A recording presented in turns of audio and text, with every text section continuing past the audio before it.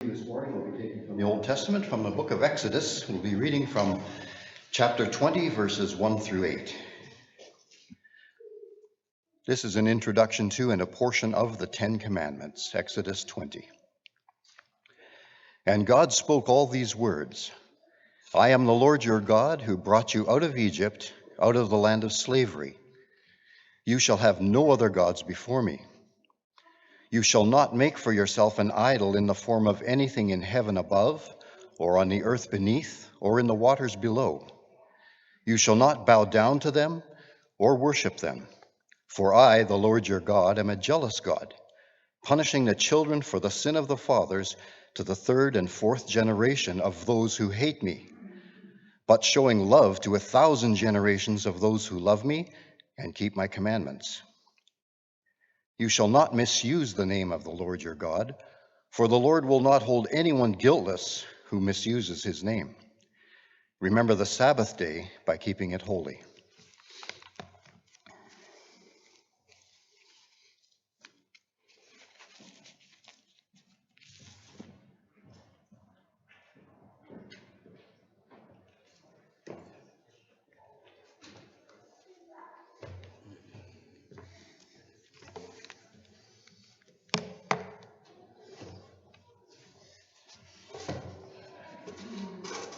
I'm going to be comfortable.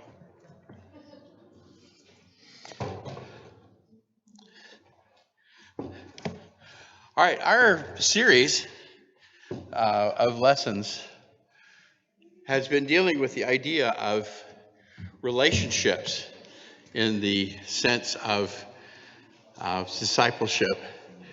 And we've especially started focusing on the idea of relationships with God, and we've been talking about thanksgiving, gratefulness. I want to take it to the idea of, there are different words we would use. We might talk about loyalty, and there are other words that will come out as we go through our lesson. But I call this no other gods, and I'll just point out that any scripture references are coming from the New International Version. The Old Testament is really our history. It's the background to who we are and how we came about. And I want to go back to the very beginning, and just as a quick review, at the beginning of the Old Testament is the book of Genesis, and the word Genesis means beginnings.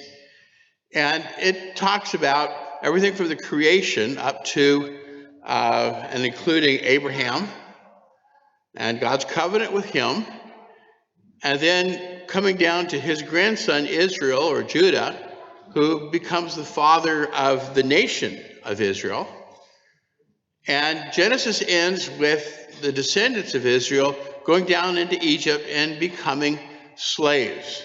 And so the book of Exodus is the going out, the slaves leaving Egypt and going back to the land that they originally lived in, that God had promised to give to Abraham and his descendants. And so we get the story of Moses in the first part of Genesis, and the baby, that is adopted by Pharaoh's daughter, that eventually becomes the one that God uses to lead the Israelites out of Egypt. And so we have the plagues, God's way of convincing Pharaoh to let these people go. We have the 10 plagues, and then eventually leading them, crossing the Red Sea and leading them to the foot of Mount Sinai. And so in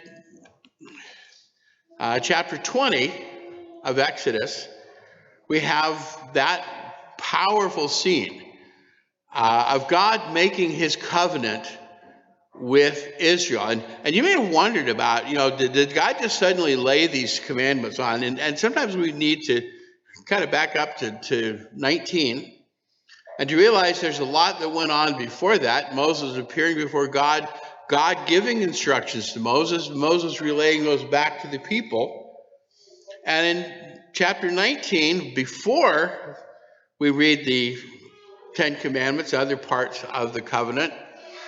And in chapter 24, after this section of covenant, the people of Israel say, we will do everything the Lord has said. Okay, so chapter 20 begins this short version of the covenant. You know, if you really want to find the whole covenant, go to the book of Deuteronomy. Deuteronomy means second law. Well, that's also another word for the covenant.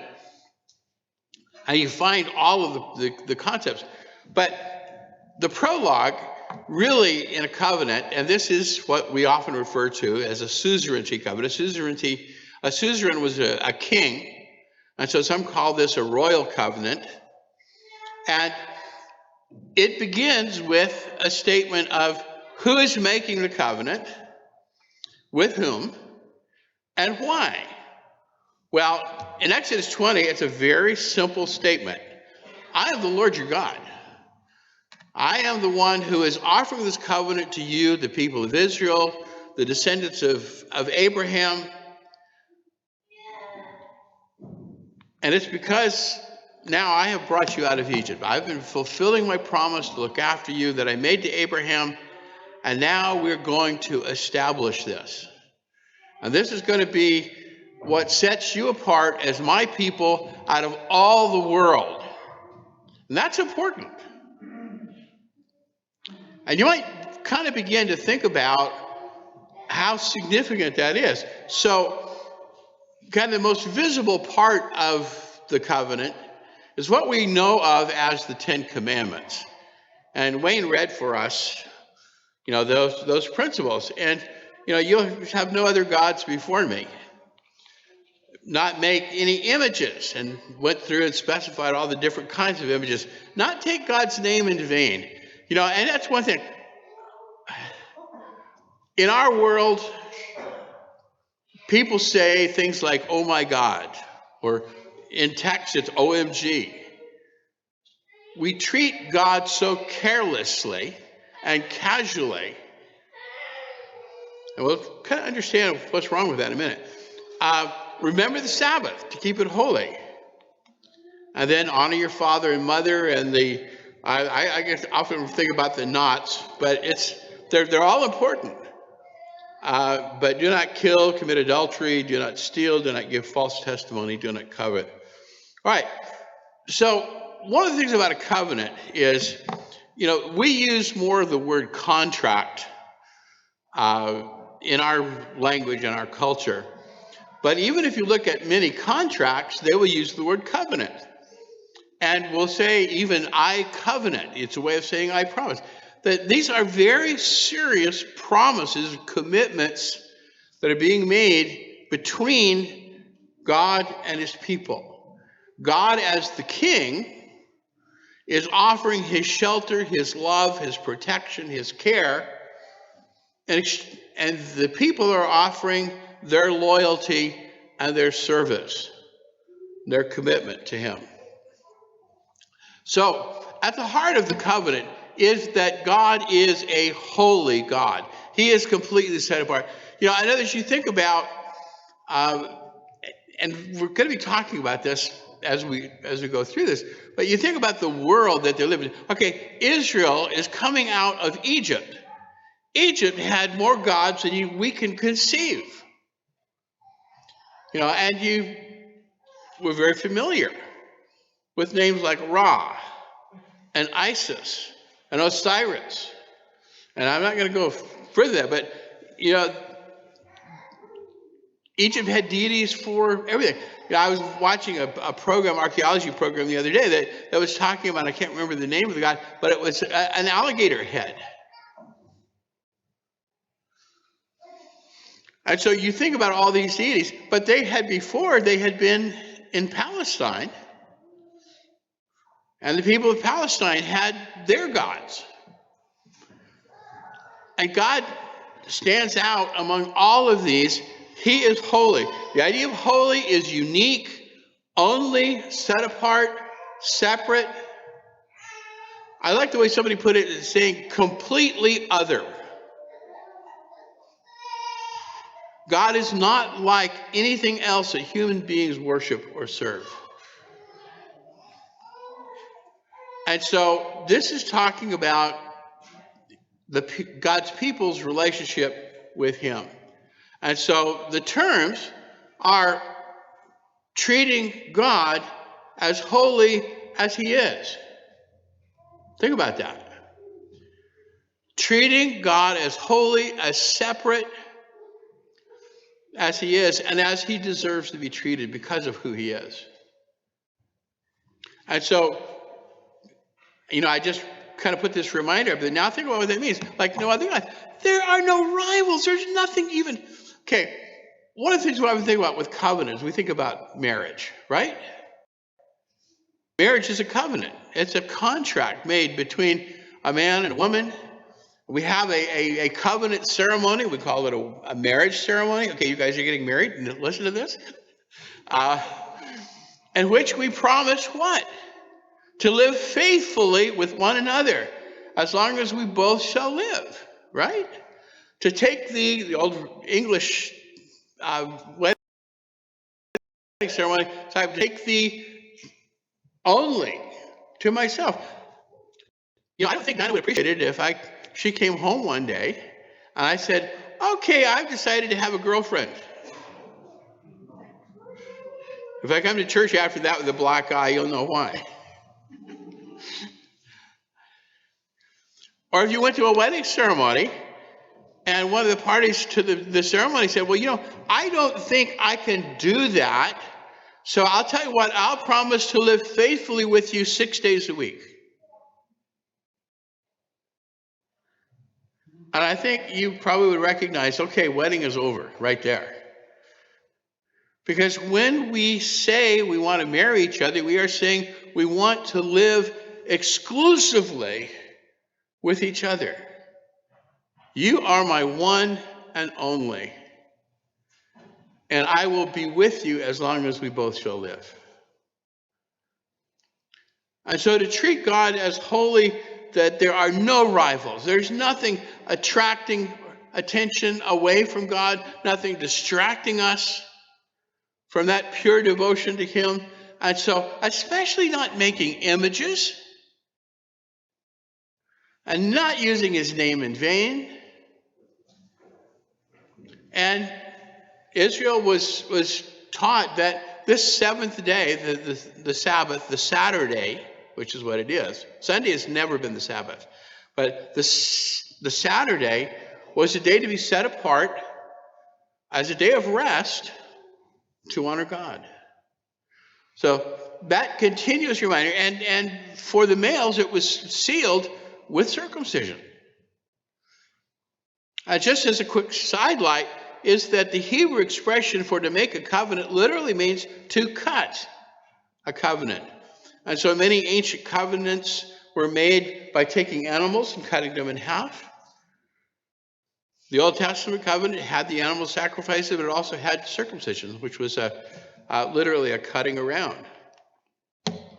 So in that treatment of the one true real God as exclusive and unique and special, we see the problem that Israel had. Now, one thing I just wanted to note, because I thought it was interesting, the NIV Study Bible makes the note that the word that's translated idol in many passages from the Hebrew actually has the idea of godlets and non-entities. In other words, they're not real.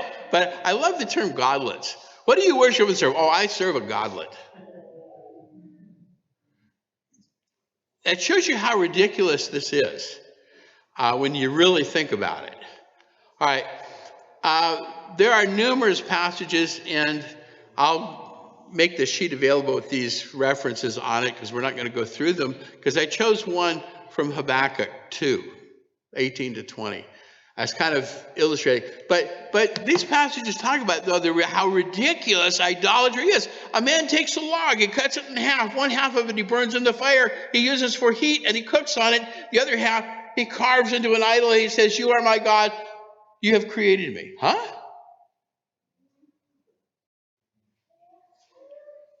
The creature, or the creator, in this case, the man working the log, says to the log, you are my God? No. How stupid and foolish and ignorant can you be?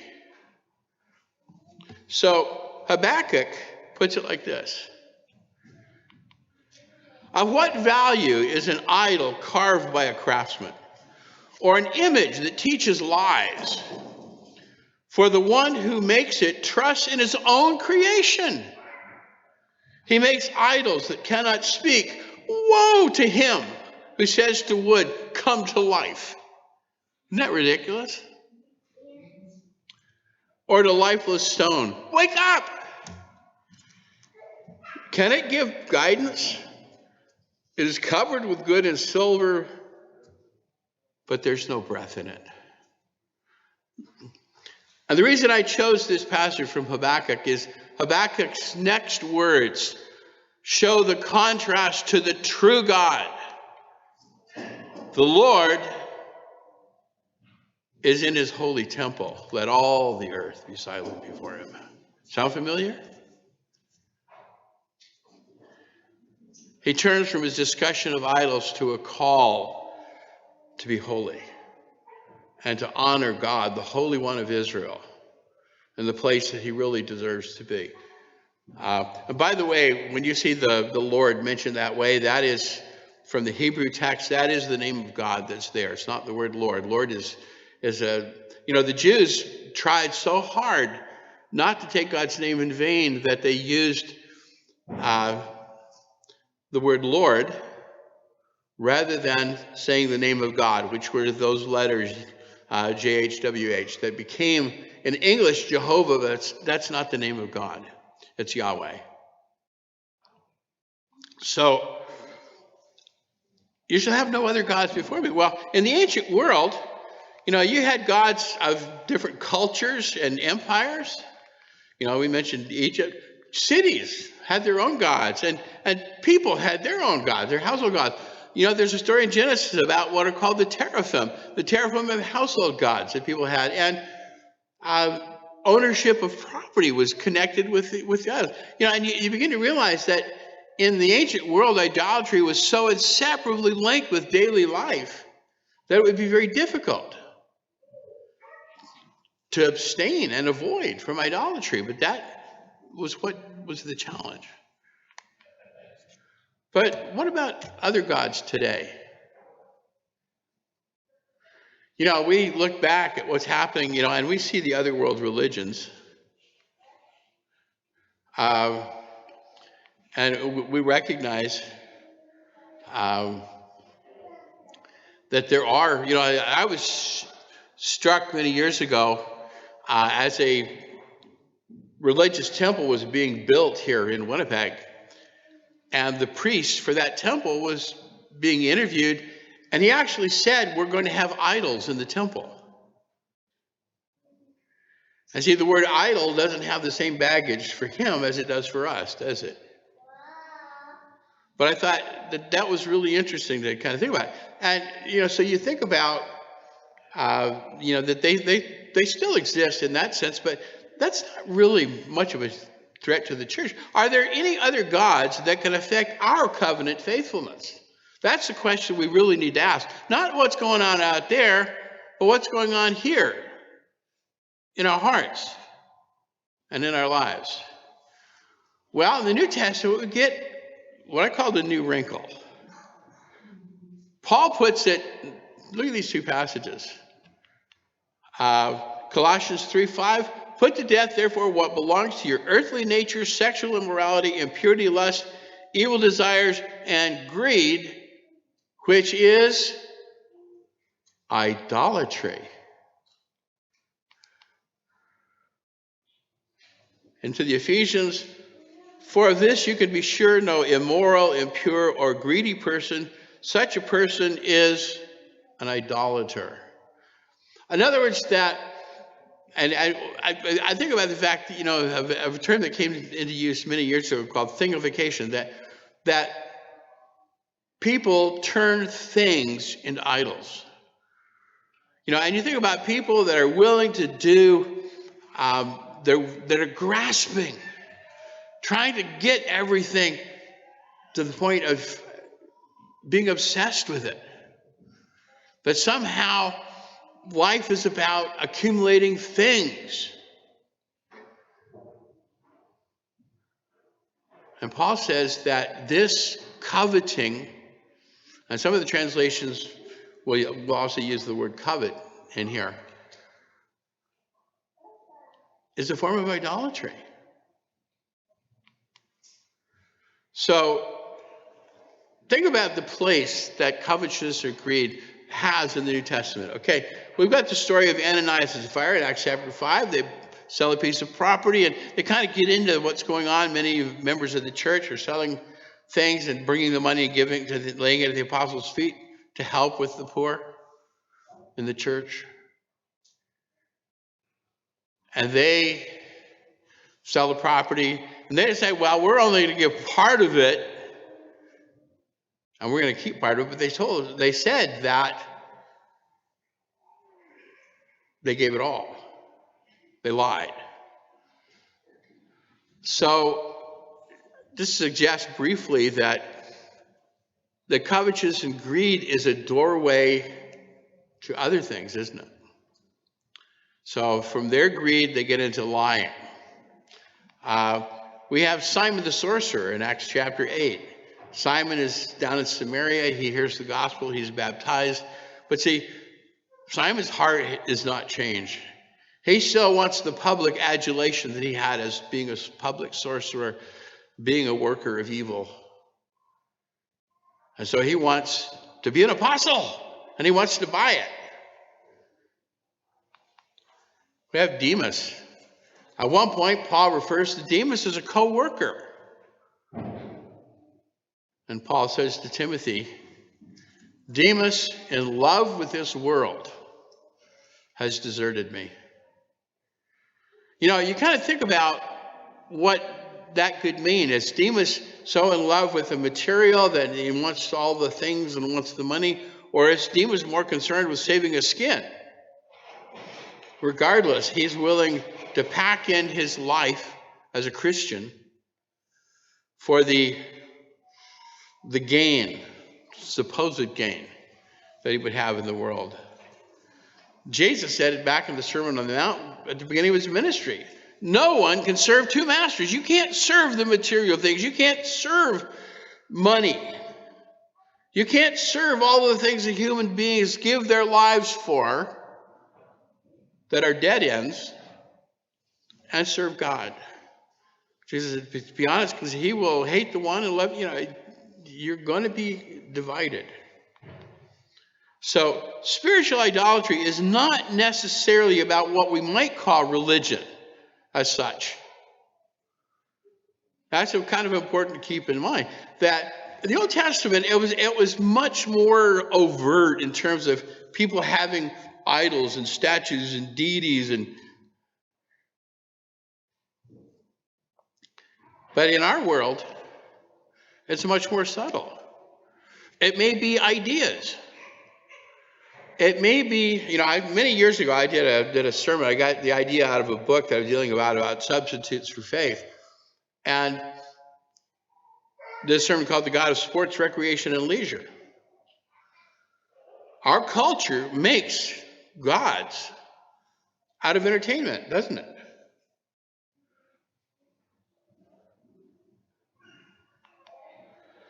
So spiritual idolatry is allowing anything or anyone to displace or rival / compete with Christ in our hearts or lives for our loyalty and service.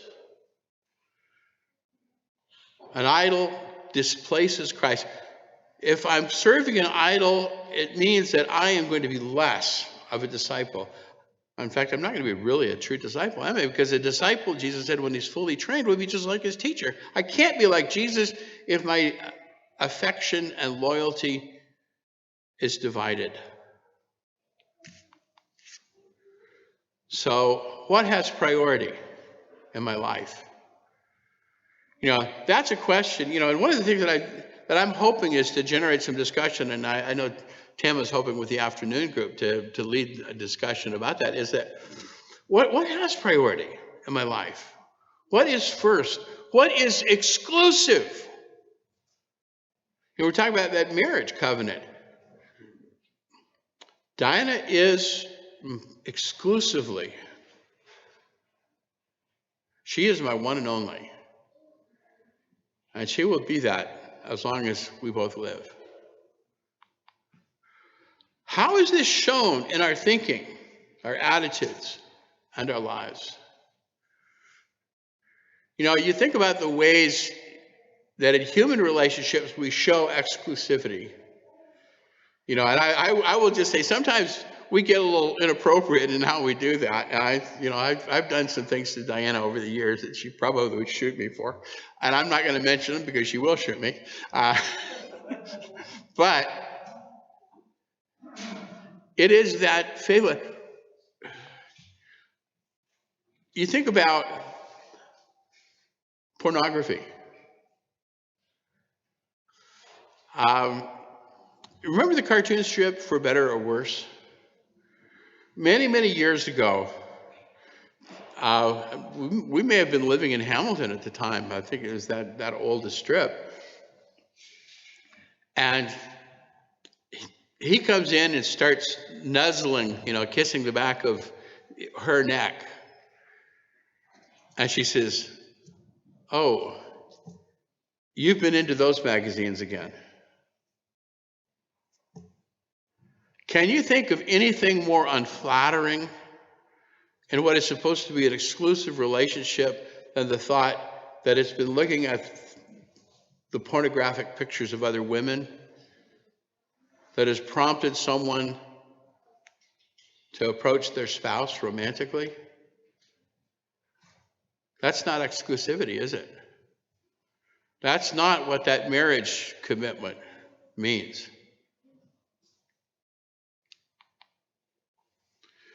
Jesus said in Matthew 6:33, "Seek first his kingdom and its righteousness, and all these things will be yours as well."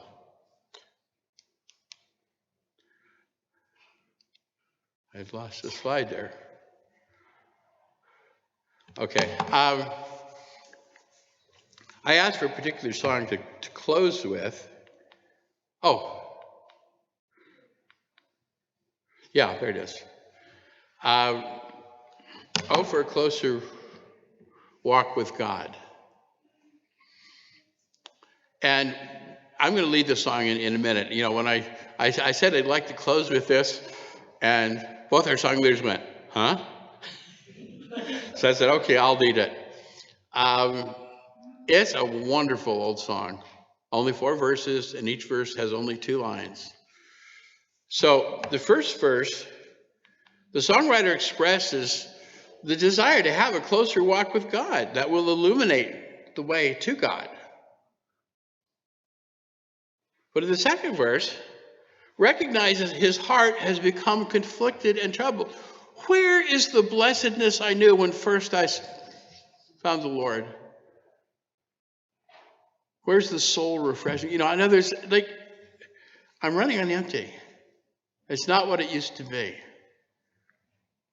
And so the third verse, he resolves and asks for help in eliminating the idols that have caused this. The dearest idols I have known, whatever those idols be, help me to tear it from your throne. I worship only thee. And so then the third verse, the result. And so as the first verse begins, "Oh, for," the last verse begins, "So shall."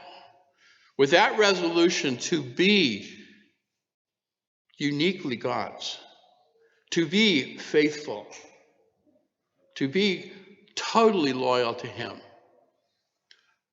that I will be able to enjoy the benefits of that relationship. Okay, let's stand as we sing.